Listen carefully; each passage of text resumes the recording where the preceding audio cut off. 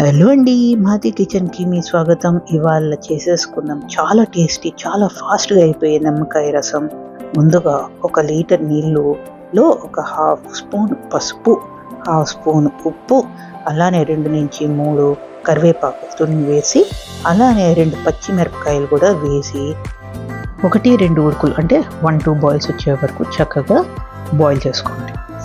ఒక ముప్పావు నుంచి 1 కప్పు నీళ్ళల్లో ఒక హాఫ్ కప్పు పెసరపప్పు వేసి 3-4 విజిల్స్ వచ్చే వరకు కుక్కర్లో కుక్ చేసేసుకొని, అది 1.5 కప్పు పప్పు అయిన తర్వాత ఈ చారులో చక్కగా కలుపుకొని స్టవ్ సిమ్లోనే పెట్టుకొని ఒక 2 చిటికెల ఇంగు వేసి అలానే ఉంచండి.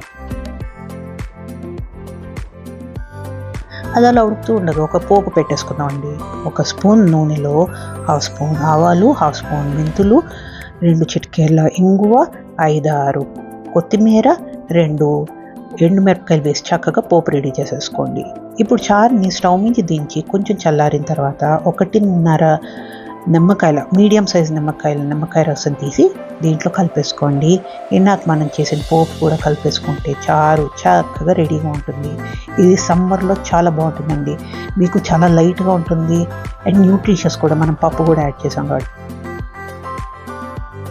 ఇప్పుడు కొంచెం కొత్తిమీర అన్నది యాడ్ చేసుకోండి. ఇంకేముంది, ఎంజాయ్.